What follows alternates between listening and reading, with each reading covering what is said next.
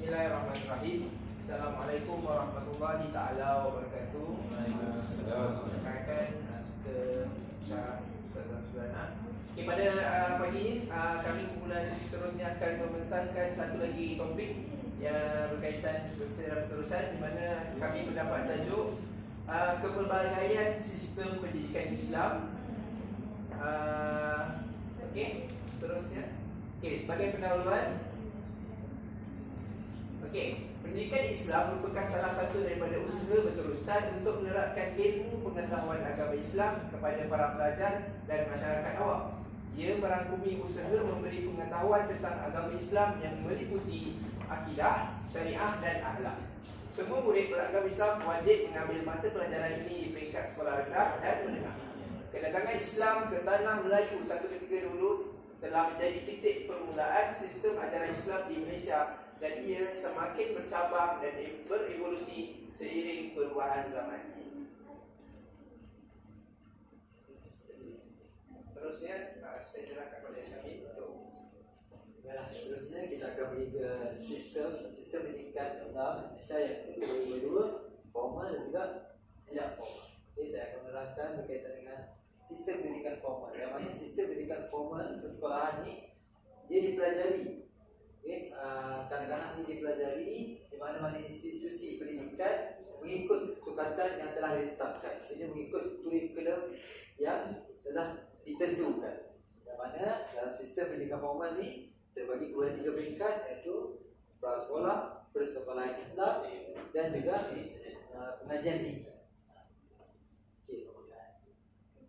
Okey, untuk pendidikan sistem pendidikan formal ni yang mana tujuan adalah penghasilan ilmu bermula daripada peringkat asas, termasuk peringkat kanak-kanak sehingga ke peringkat pengajian tinggi, di mana boleh dikatakan kita sekarang ni lah.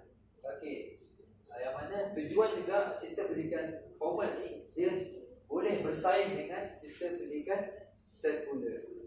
Okey, dan juga ia merupakan pendidikan yang diperolehi daripada guru terlatih. Maksudnya guru-guru yang dalam sistem pendidikan formal ni, guru-guru yang telah dilatih macam kita ni dalam masuk IPT, yang mana kita dilatih untuk mengajar. Okay. Seterusnya, guru-guru yang terlatih ni guru-guru yang telah diiktiraf untuk mengajar berdasarkan kompetisi, maksudnya berdasarkan kemahiran mereka. Dan seterusnya, pendidikan formal ni juga dia biasanya berlaku dalam bilik darjah ataupun dalam satu platform rasmi.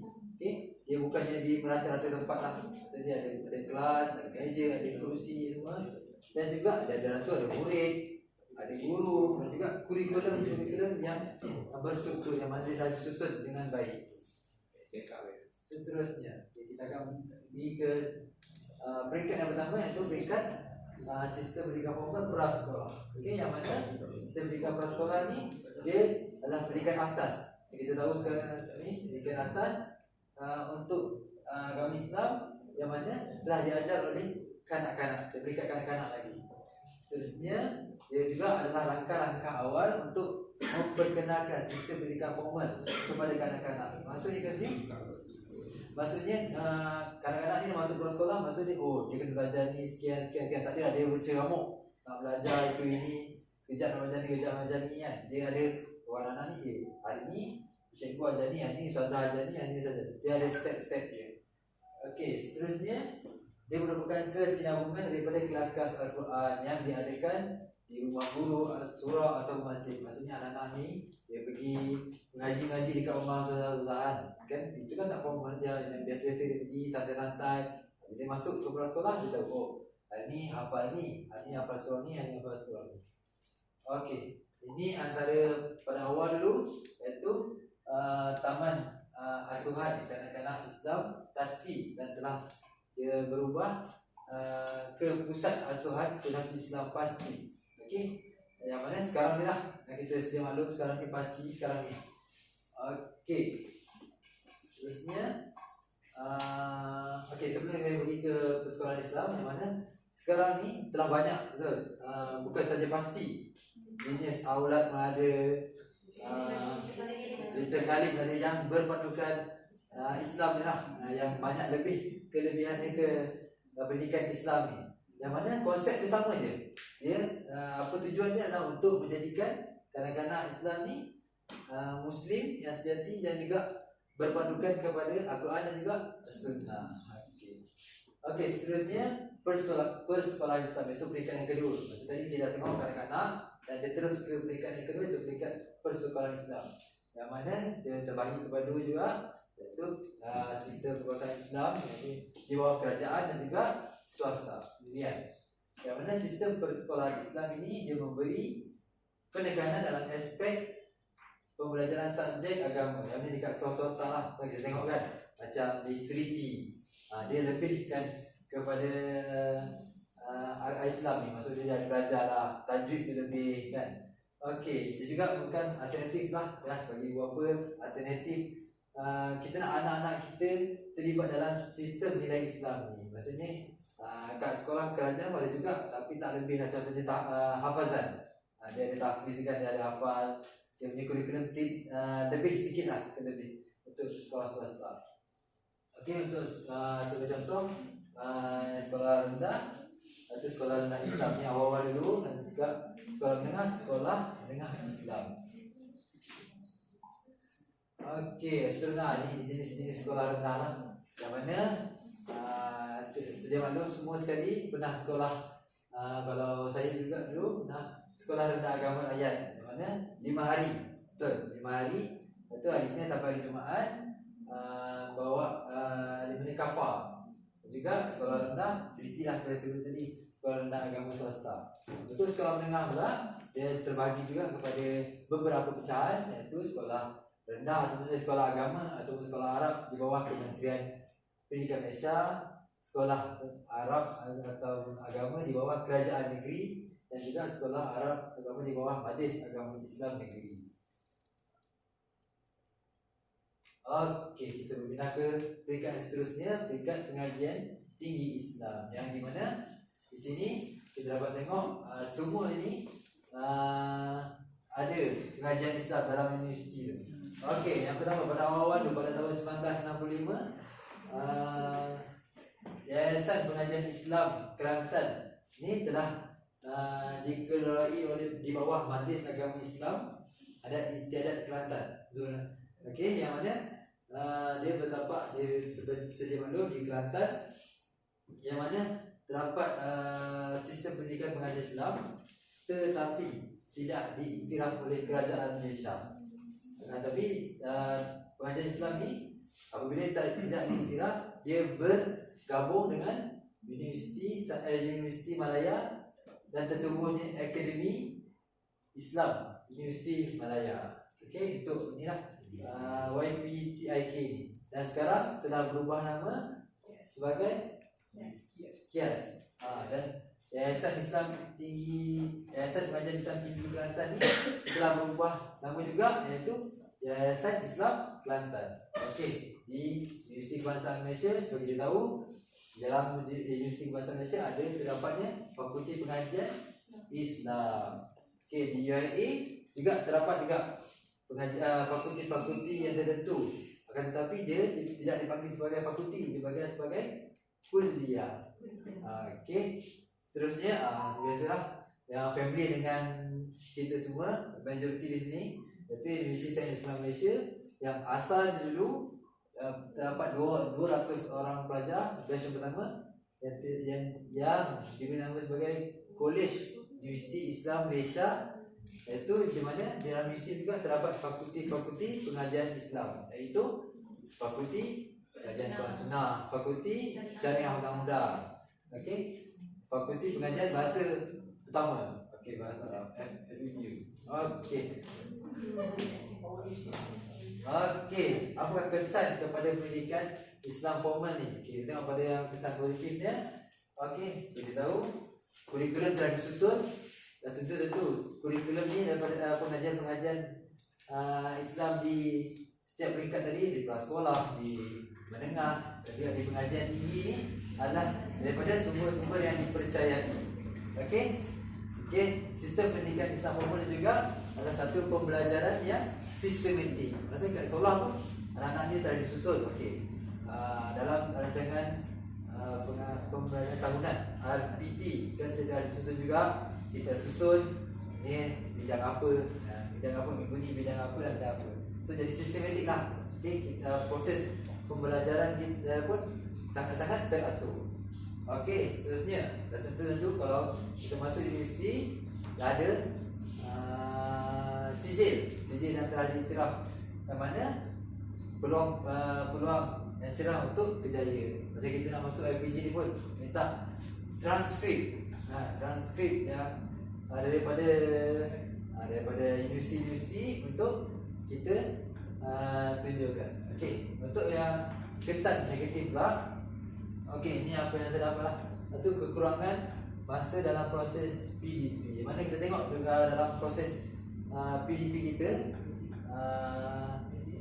masa sangat pendek. Dari segi tasmeknya, lagi-lagi pecahan bidang, 7 bidang itu. Dan kita tengok bila kita nak ajar ni, dengan kita nak buat lagi PAK 21 dengan aktiviti lagi, kita dapat rasakan macam penyampaian kita tu sekejap sangat masa. Akhirnya masa tu dah sikat. Minggu depan nak ulang lagi, dan juga keberkesanan untuk pelajar dapat tu amat-amatlah kurang. Okey. Bismillahirrahmanirrahim. Saya akan sambung kepada tidak formal. Tadi kita dah tengok pada yang formal. Boleh dengar suara? Boleh Okey. Kalau yang formal tadi, kalau kita tengok tadi, dia berstruktur, betul? Dia berstruktur, dia ada susunan aturan dia lah. Okey. Kalau yang tak formal ni, agak-agak pendidikan Islam ni ada pengajian yang tak formal? Ada. Contoh dia? Contoh? Ceramah agama. Okey, bagus. Alright. Tidak formal. Kita terima secara langsung di mana-mana sahaja. Okey, ini apa yang saya dapat lah. Yang kedua bersifat tunjuk ajar, panduan dan nasihat. Dia boleh jadi macam kita nasihat dekat orang pun, ataupun kita dengan ceramah-ceramah melalui media mana-mana sekalipun. Itu adalah secara tidak langsung ia adalah pendidikan Islam secara yang tidak formal. Okey, yang ketiga tidak menerima apa-apa pengiktirafan. Tak ada orang kata habis sesi pembelajaran tu, okey nak sijil, okey nak ni bukti dia. Tak ada. Kalau macam yang formal tadi ada kan, tu ada transkrip, ada apa-apa semua tu kan. Alright, yang seterusnya ada kala berlaku secara spontan. Biasanya lah, kebiasaannya memang spontan lah kan. Kadang-kadang boleh berlaku secara spontan. Kita lalu dekat masjid kan, dengan orang tengah ceramah, betul tak? Orang tengah cerita pasal tauhid, orang tengah cerita pasal hukum suci, contohnya. Okey. Yang seterusnya, tiada silibus ditetapkan dan pembelajaran tidak dirancang. Okey, seterusnya. Okey, jenis-jenis pendidikan Islam secara tidak formal ni ada pelbagai bentuk sebenarnya. Antara dia pendidikan Islam ni kita cerita pasal kerohanian. Ada kala dia cerita pasal dakwah kan. Kita tarik, kita pergi jumpa dengan orang Keislaman, kita tunjuk contoh yang baik. Itu sebenarnya salah satu pendidikan yang tidak formal. Ditunjukkan akhlak yang baik ataupun kita nasihat dekat orang macam yang saya cakap tadi kan. Alright.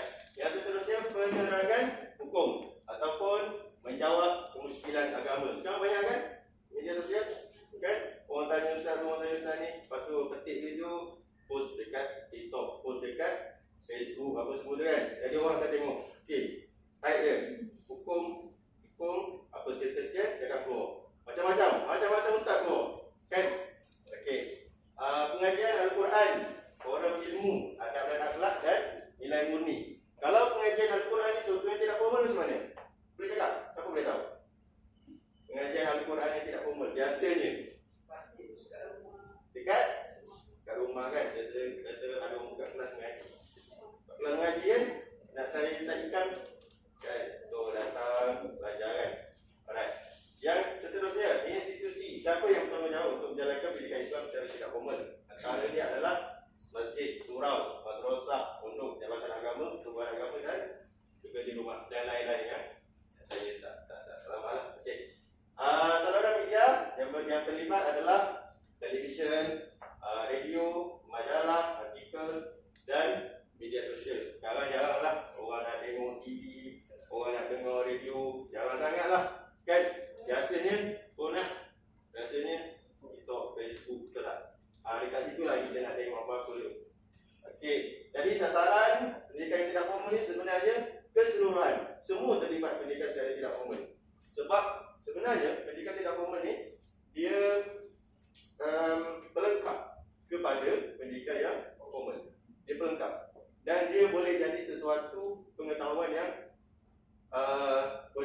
sedia ada kita untuk masuk dalam kelas untuk belajar sains secara formal.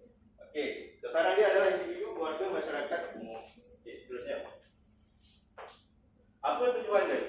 Tujuan pendidikan Islam yang tidak formal, yang pertama mendidik masyarakat umum lah. Mendidik kita semua, masyarakat umum, mengenali dan memahami tentang agama. Jadi ada pelbagai contoh tentang agama, antara dia fardu ain, fardu kifayah, hukum fiqh, akidah, tauhid dan macam-macam lagi lah. Okey, yang kedua melahirkan masyarakat yang patuh dan taat pada cerita agama. Dan yang seterusnya adalah mengukur nilai murni, tingkah laku dan kekuatan rohani masyarakat. Sebenarnya yang ketiga ini adalah dia tidak fokus kepada orang Islam. Okey, dia fokus kepada hubungan masyarakat, hubungan masyarakat adalah hubungan sosial. Okey, sama ada toleransi kita, menghormati kita antara bangsa, antara agama ni, dan juga hubungan silaturahim, kekeluargaan dengan kawan-kawan, dengan saudara mara dan sebagainya. Okey, seterusnya kaedah penyampaian. Tadi dah cerita sikit kan. Kaedah penyampaian ada dekat kita cakap tadi, drama. Contoh dia majlis ilmu, bercerita. Bercerita ni kalau kita dekat sekolah pun kita bercerita, betul tak? Dalam kelas kan kita ini kan TK 21 kan. Kita nak tarik minat duit kan. Sebenarnya itu bila kita ada formula kita selitkan dalam pelajaran kita. Okey, tazkirah, animasi lakonan. Animasi lakonan tengok kartun kan. Kita masuk kelas, tunjuk. Pasang kartun, rumah anak dan sebagainya. Apa yang murid dapat tu? Dia tak cakap, dia tak ada. Dia yang faham sendiri. Betul tak? Okey, kuliah di masjid, klip video, daurah kitab. Biasa dekat-dekat universiti pernah join kan? Daurah kitab macam-macam kan. Tapir dan kitab sebagainya kan. Dan sebab agama di radio dan televisyen.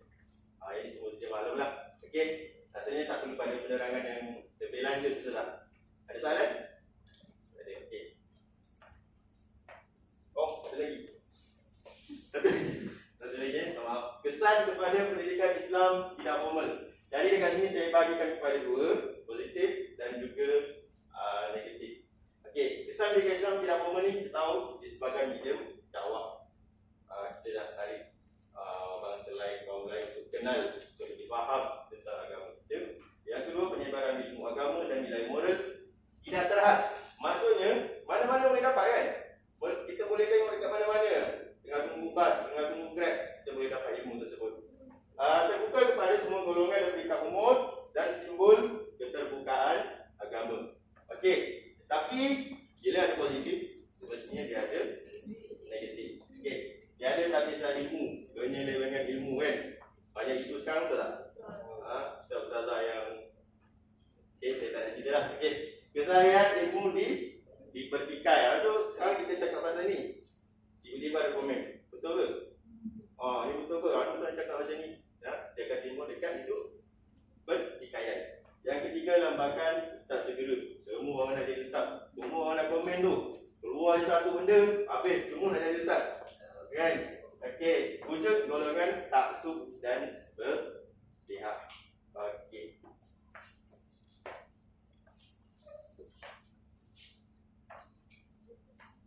Okey, kita pergi kepada poin antara yang terakhir ni. Kita nak jump kepada pelaksanaan ataupun apa